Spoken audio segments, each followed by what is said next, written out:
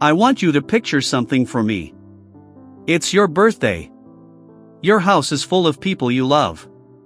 There's music, there's food, there's laughter bouncing off every wall. Someone hands you a bouquet of flowers, beautiful, yellow sunflowers, wrapped in brown paper, tied with a string. Simple. Warm. Nothing unusual about it. But when you pull the string loose, something falls out from between the stems. A folded piece of paper.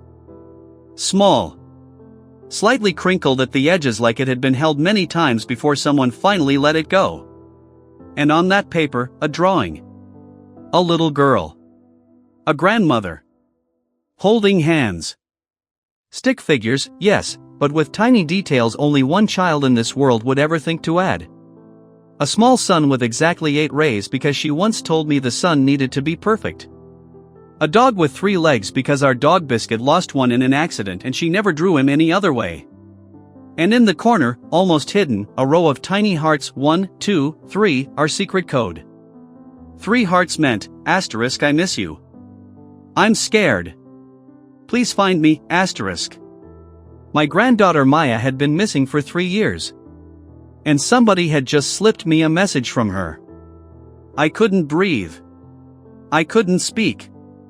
I just stood there in the middle of my own birthday party, holding a child's drawing in my hands, while everyone around me kept laughing and eating cake, and I felt like the entire floor had dropped out from under my feet. Stay with me. Because what happened next, what I found, what I uncovered, and what it cost me, is the kind of thing that changes a person down to the bone. And I need you to hear every single part of it. Maya was 7 years old when she vanished. 7. The age when kids still believe in magic but are just starting to understand that the world has rules. She was at that perfect, tender place in childhood where everything is still a little bit wonder and a little bit discovery. She used to wake up before anyone else in the house. I'd come downstairs and she'd already be at the kitchen table, coloring, her tongue poking out of the side of her mouth the way it did when she was concentrating hard. She'd look up at me with those big brown eyes and say, "Grandma Ruth, I saved you the blue crayon." Blue is for important things. I kept that blue crayon. It's still in my kitchen drawer. Maya wasn't my biological granddaughter. She was the daughter of my son Daniel's first wife, Elena. When Elena passed away from illness, Daniel raised Maya alone for 2 years. Then Marcus came into Daniel's life. Now I want to be very careful here, because what I'm about to say matters. I did not dislike Marcus from the beginning. I want to be honest about that. He was charming. He was attentive. He made Daniel laugh in a way I hadn't seen since before Elena got sick. I was grateful for that. I genuinely was. But there were small things. Small, quiet things that I noticed because grandmothers notice everything even when we pretend we don't. The way Marcus would change the subject whenever Maya's name came up for more than a minute. The way he'd suggest adult evenings for he and Daniel that always seemed to fall on the nights Maya was supposed to stay with me. The way he once said, casually, over dinner, "Kids are so demanding, aren't they? It must be exhausting, raising someone else's child." Daniel laughed. I didn't. I just looked at Maya across the table. She was coloring a placemat with a crayon she'd snuck in her pocket. She hadn't heard. And I was glad. 3 months after Marcus moved into the house, Daniel called me on a Tuesday morning. His voice was strange. Tight. Like a rubber band pulled too far. "Mom," he said. "Maya's gone." He told me she'd wandered off from the park. He told me Marcus had been watching her. He told me they turned around and she just wasn't there anymore. He said it the way you read something from a script. The words were right. The feeling behind them was hollow. I drove to that park. I stood where they said it happened. And I noticed things. No mud on the ground near the bench where Marcus said he was sitting, even though it had rained the night before and the rest of the park was soft and damp. A candy wrapper near the swings, Maya's favorite brand, the strawberry ones, but it was dry. Not rained on. Like it had been placed there after the rain stopped. And Marcus. He stood with his arm around Daniel, his chin resting on my son's head. crying. Right amount of tears. Right amount of shaking shoulders. But his eyes kept moving to the parking lot exit. Quick glances. Like he was watching for something. Or someone. The police searched for 6 weeks. They called it a disappearance.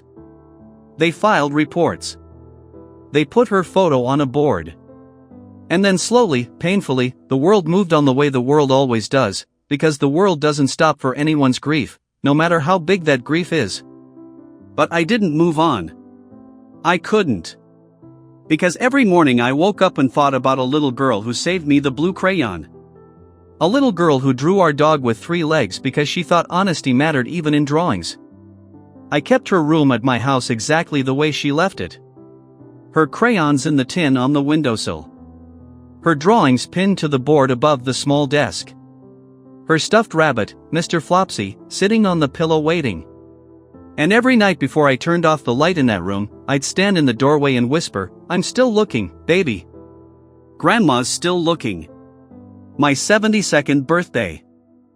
My daughter Priya organized everything. She's the one who holds this family together with both hands and refuses to let go even when her fingers are aching.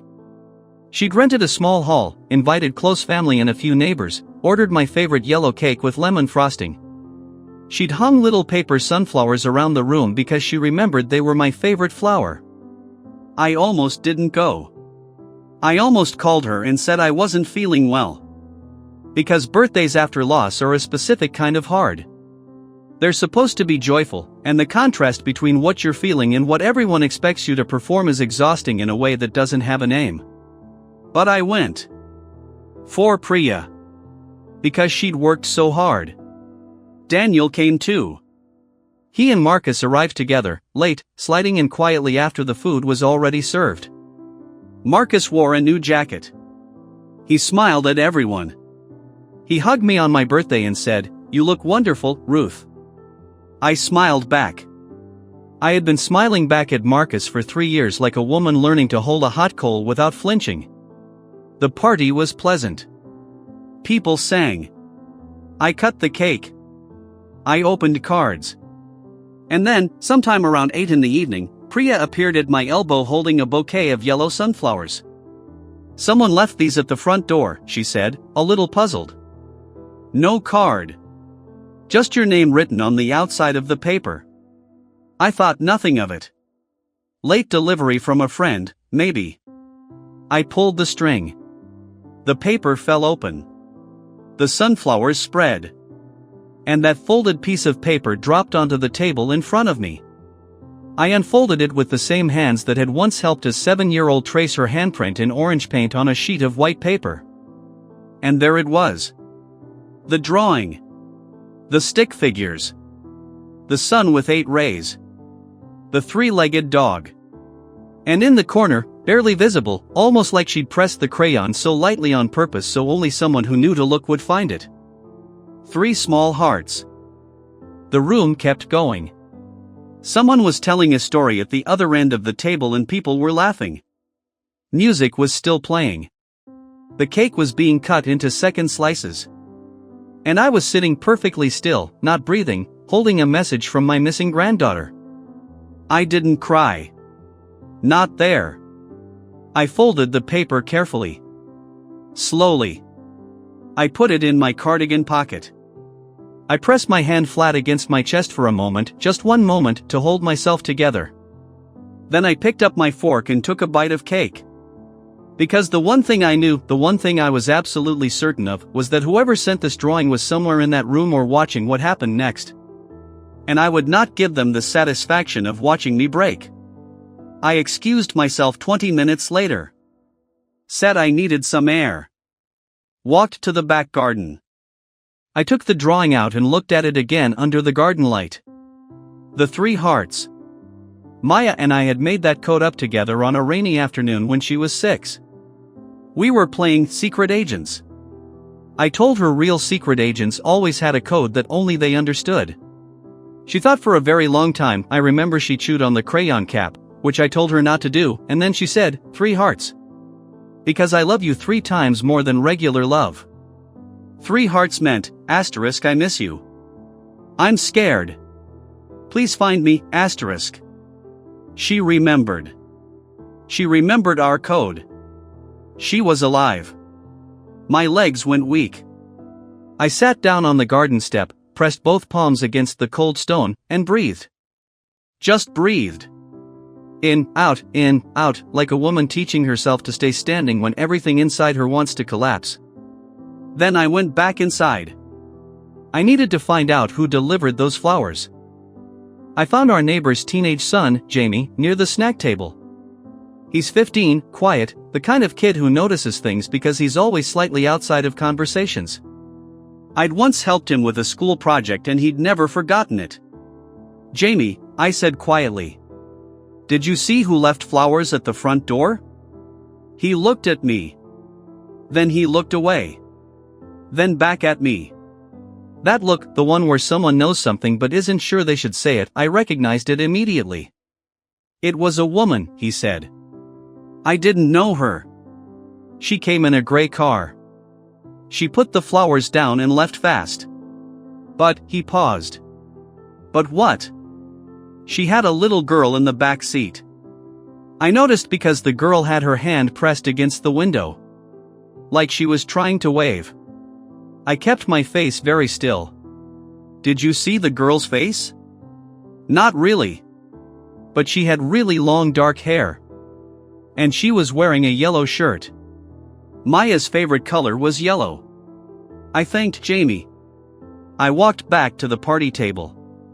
I sat beside Priya and I said, almost casually, do you know if Marcus has any relatives in the area? A sister, maybe? Priya frowned. He mentioned a sister once. Lives somewhere north, I think. Why? Nothing, I said.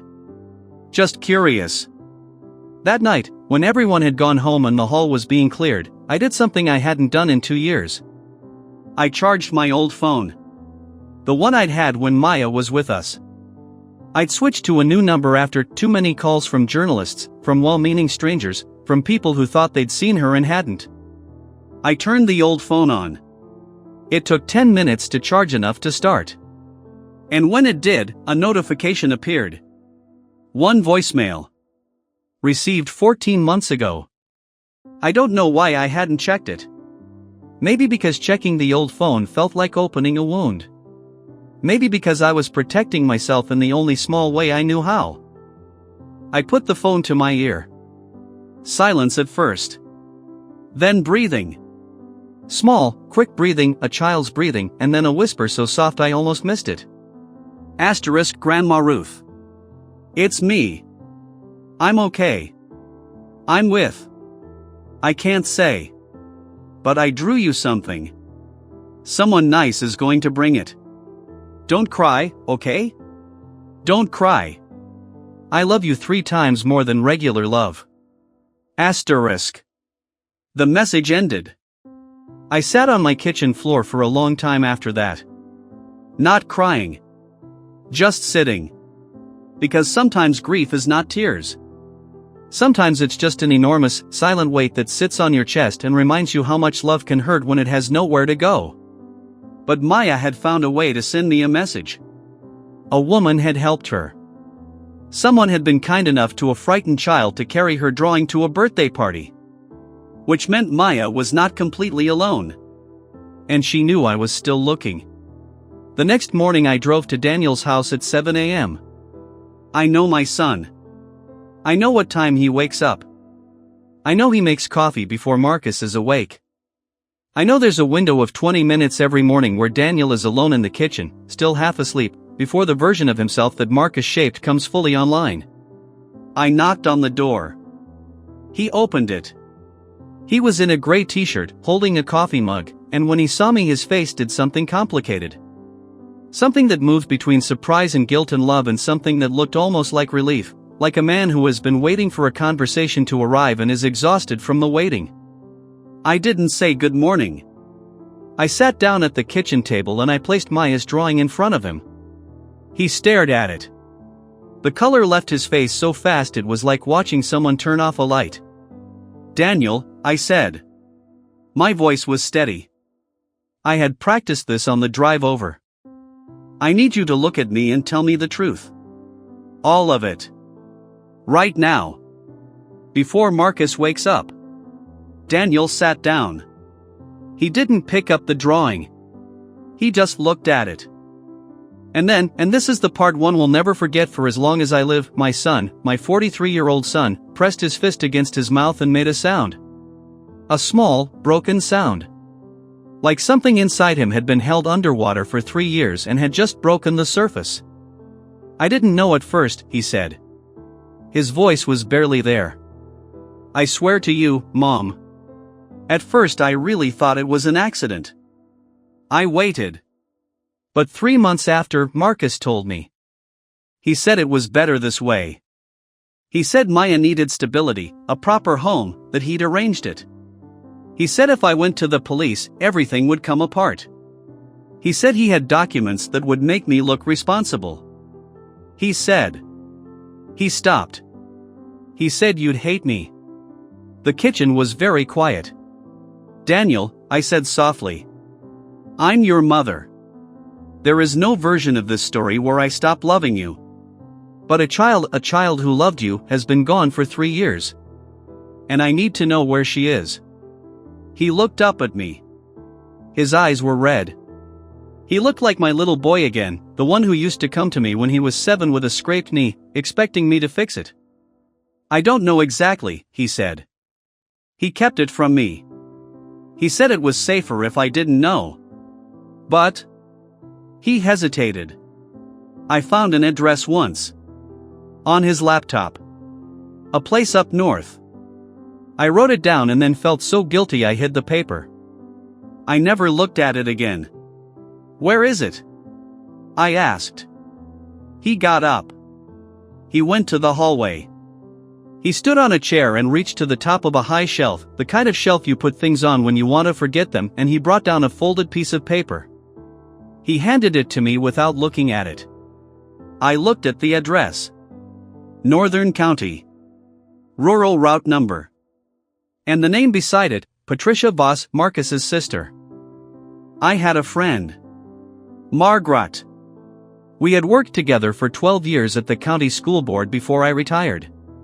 Her husband had spent 30 years in law enforcement and still had connections with the kind of people who could make things happen quietly and correctly. I did not call the local police. Not yet.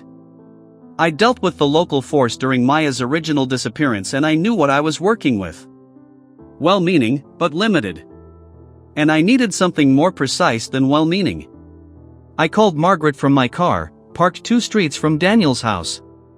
Margaret, I said when she picked up. I think I know where Maya is. I need Robert's help. Today. Right now. Margaret didn't ask unnecessary questions. That's the thing about old friends, they understand the weight in your voice and they don't waste your time. I'll call him, she said. Give me the address. I read it out. Ruth, she said carefully. Are you sure?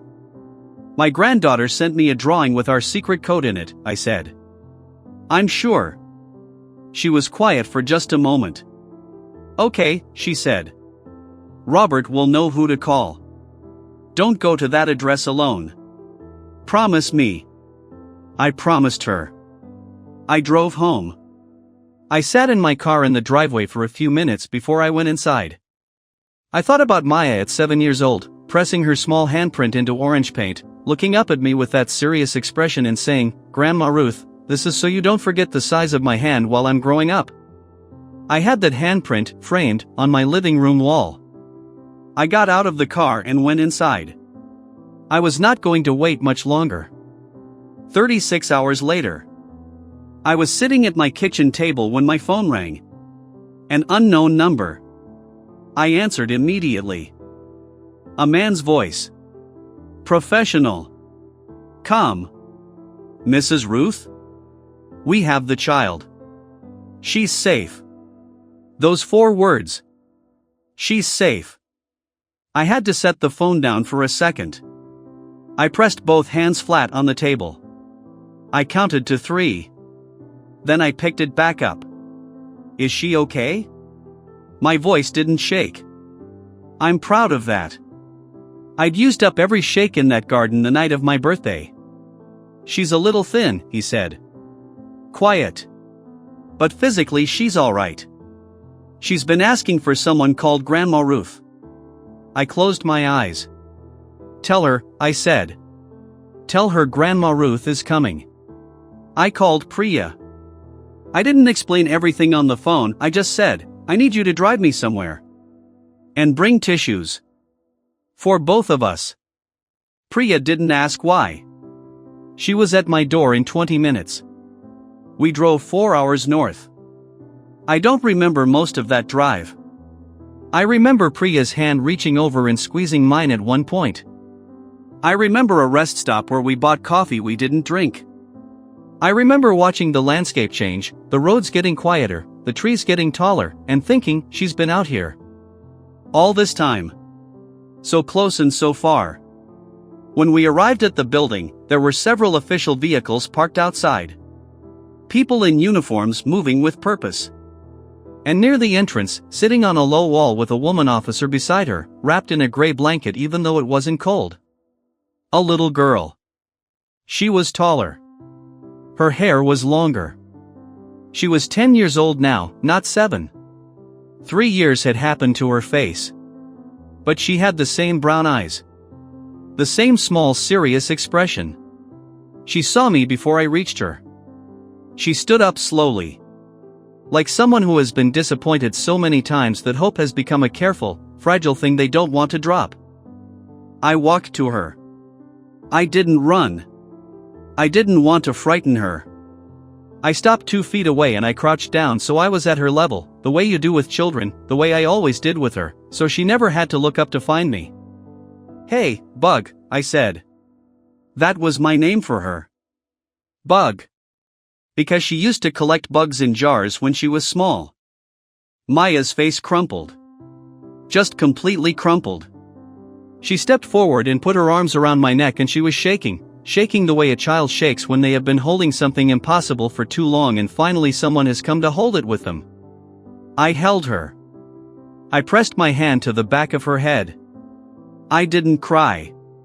I had made her a promise once, in a voicemail she'd left me 14 months ago. Don't cry, okay? So I didn't cry. I just held on. And I thought, I have been calling your name in empty rooms for 3 years, baby. I have been leaving the light on. I have been keeping the blue crayon in the drawer. And here you are.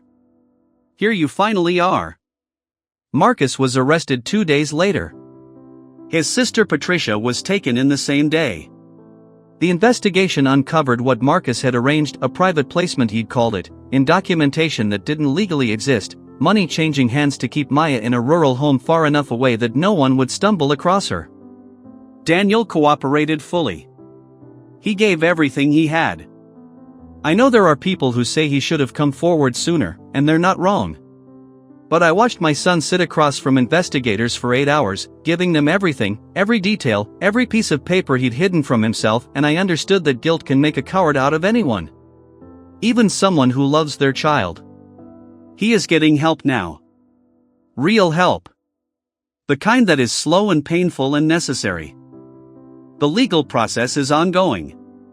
I won't go into every detail because some of it I'm still living, and some of it isn't mine alone to tell. But I'll tell you this. Maya came home. Not immediately to my house. First there were doctors, and counselors, and gentle, careful conversations with people trained to help children who have experienced things they should never have had to experience. There were weeks of that. Necessary, important weeks. But eventually, on a Saturday afternoon in early spring, Priya drove Maya to my house. I heard the car in the driveway. I'd been in the kitchen, honestly trying to keep myself busy, failing at it completely, checking the window every 3 minutes. The door opened. Maya walked in. She looked at the kitchen. At the crayons on the windowsill. At the framed handprint on the living room wall, her handprint, orange paint, age 6. She walked over to it slowly. She lifted her hand and held it next to the frame. Her hand was bigger now. 3 years bigger. She turned around and looked at me. I grew, she said. You did, I said. Did you keep the blue crayon? I went to the kitchen drawer. I found it. I brought it to her. She took it. She held it for a moment. Then she went to the table and sat down and started drawing. Just like that. Like she'd only stepped away for a few minutes and had now returned to finish something she'd started. I sat across from her and watched. And the table felt full again. The kitchen felt full again. The house felt full again. I'm not going to stand here or sit here, wherever you are watching this, and tell you I have everything figured out. Because I don't. There are still hard days. There are still mornings when Maya wakes up from a nightmare and comes and sits in the kitchen at 3 a.m. and I come downstairs and make us both warm milk and we sit in the quiet together without talking, because sometimes silence between people who love each other is its own kind of comfort. There are still days when I look at Daniel and feel something complicated that I don't have a clean name for. It isn't just forgiveness and it isn't just anger, it's something in between, something still in the process of becoming. But here is what I know. That drawing arrived in a bouquet of flowers on my 72nd birthday. A child who had been told, probably many times, that no one was looking for her, the child still believed someone was. She still knew our code. She still drew the dog with 3 legs. She kept faith. With me. With herself. And I think about that a lot. The faithfulness of children. The way they hold on to love even when adults fail them. The way they save you the blue crayon even when they're not sure you're coming back. I kept looking because I couldn't do anything else. It wasn't heroism. It was just love with nowhere to go except forward. And if you are watching this and there is something in your life that you have been told to let go of, some truth you've been told is inconvenient, some person you've been told to stop hoping for, I want you to remember a little girl pressing her hand to a car window, waving at a teenager who almost didn't notice. She was finding a way.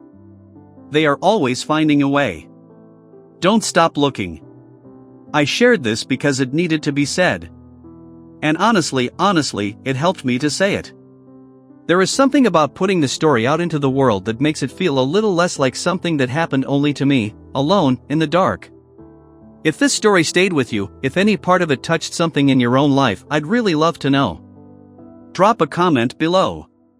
Tell me where you're watching from. Tell me something you're still holding on to. I read every single one. And if you're new here, welcome. This channel is just me, telling real stories from a real life. Nothing polished, nothing perfect. Just honest. I'll see you in the next one.